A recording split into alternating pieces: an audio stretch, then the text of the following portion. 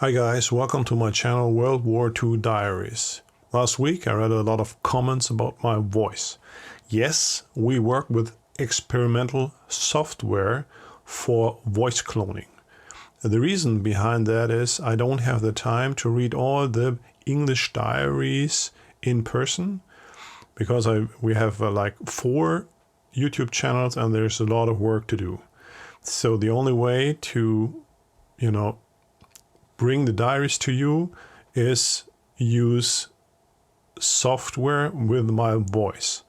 Also, we start to bring all the videos we did on my German channel, which about 1,000 videos about tanks and planes and ships and battles and, well, all stuff you like to see about World War II. We try to translate them all in English and bring them to you. And this is only possible by using artificial intelligence, voice cloning, voice software.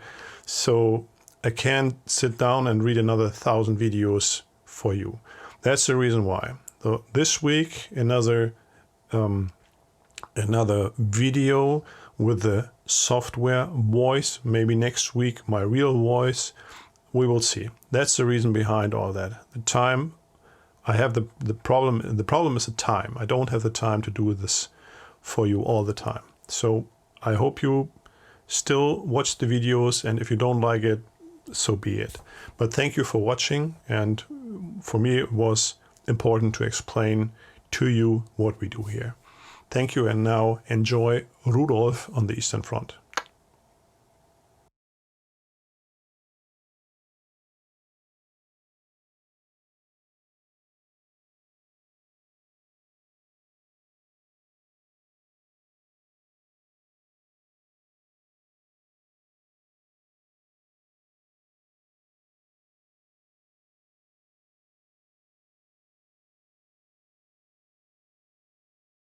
Episode 56. In conflict with the senior ensign, March 1943. We are trying to take the time and lay our comrades here to rest in a dignified fashion. The dog tags are, as far as they're still present, collected quickly. We dig out a hole for the dead to take them back with us, but many of our men already rest in this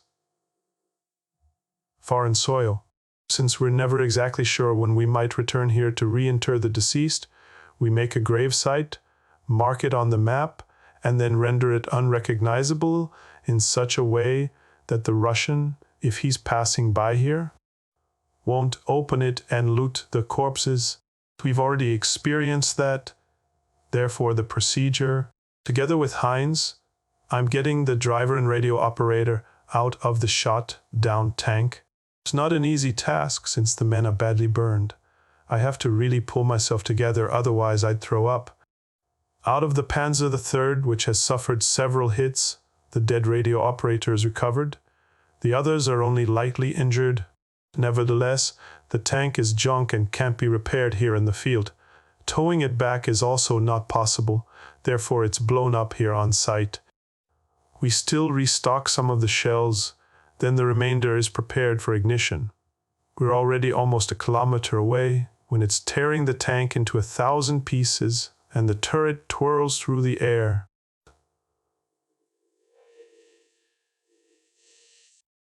After almost an hour, we receive the order to depart.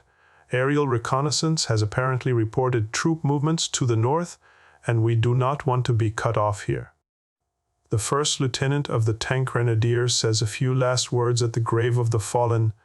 Now the burial site is rendered unrecognizable. We've driven the wounded and captured Russians together and gathered them at the edge of the woods. They're supposed to get marching quickly and run with the infantry in the direction of our own front line. The immobilized and wounded are left here.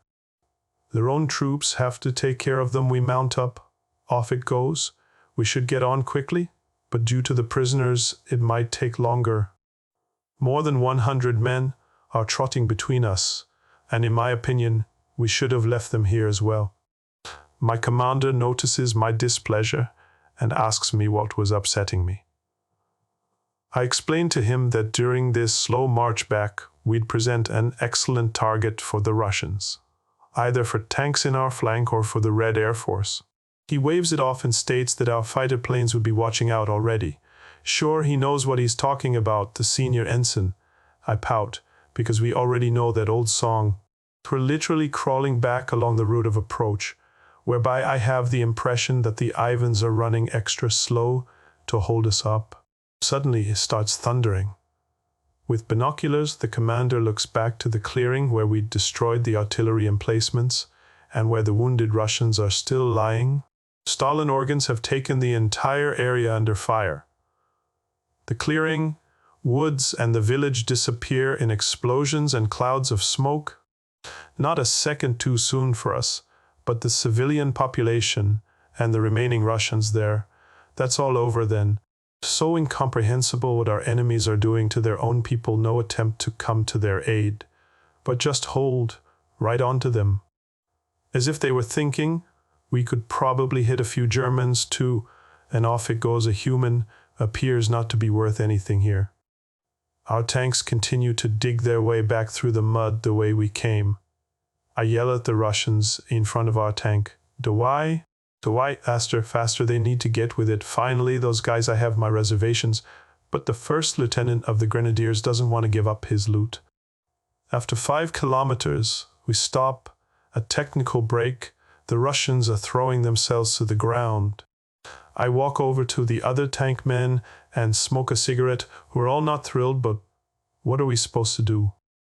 After 10 minutes, it's supposed to go onward. We mount up again. The prisoners struggle back on their feet and are driven on with rifle stocks. The engines roar, so we hardly catch on to the loud shouts of the Grenadiers. Red flyers are attacking. Now we have the mess. Down into the tank and shut the lid, I yell. We must get off the road, otherwise he'll fly down our columns once and can hit us all. I hear how the machine guns of the armored personnel carriers are already taking up the firefight. But if those are Sturmovix that have a tough shell, and already the dance is starting. The onboard guns hammer against our tank and certainly are creating complete chaos amongst our vehicles. We jolt forward. Heinz is swinging the tank off the trail about 50 meters away from the action. The senior ensign opens the hatch and sticks the head out. Well, he must be crazy. In this rain of fire, he'll get hit in the head. I hear the impacts against the tank and jerk him off the commander's seat, not a second too soon, because sparks from the bouncing shells are spraying through the hatch into the fighting compartment. Nothing has happened, but Krugstein looks at me angrily. I'm still screaming that he needs to stay down. He pulls himself away and sticks the head out again. All right then, if that's what he wants. I'm staying inside the turret. After 10 minutes, the nightmare is over. The planes are gone. No German fighter planes protecting us. No anti-aircraft train shooting the Russians out of the sky. A mess once again. First, let's see what's happened. An armored personnel carrier and a truck are burning. A Panzer III got hit quite a bit, but appears to be still drivable. We got a lot of scratches, but apparently they didn't have any more eggs to drop. But the onboard guns of those birds are usually enough. We have numerous injured, but the Russians got the brunt of it.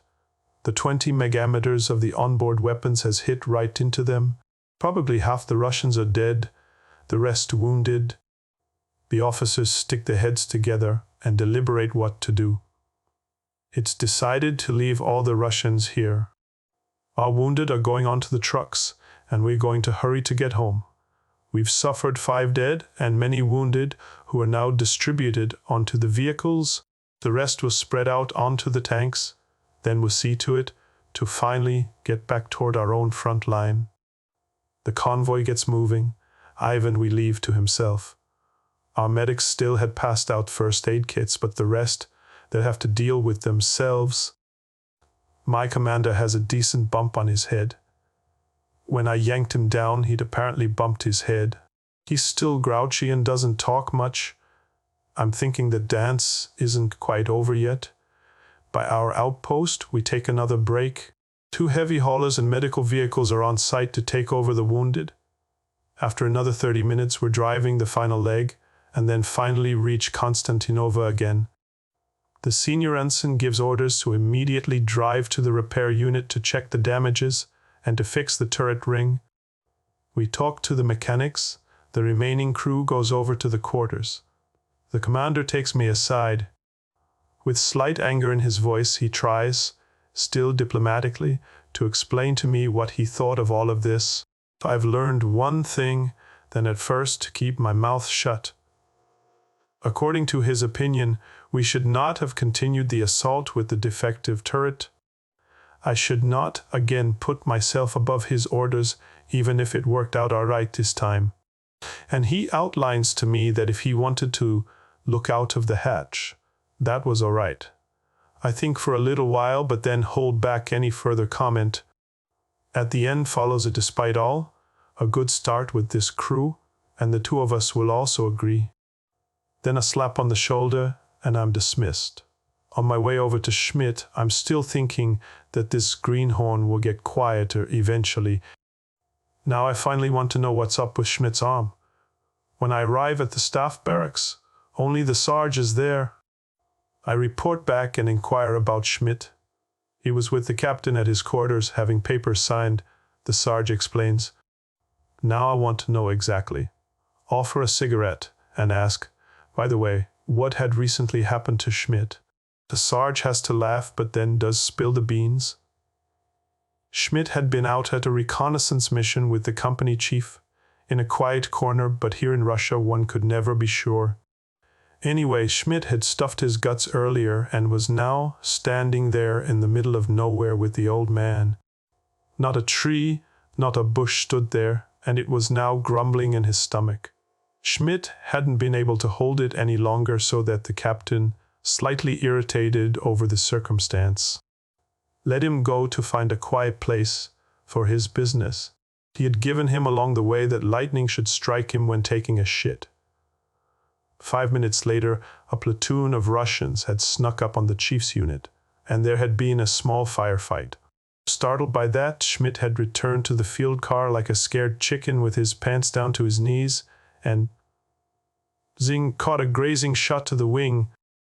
It had flung him around, and he was lying on the field screaming with pants down to the ankles. That was the entire story, and all still had to laugh about the lightning.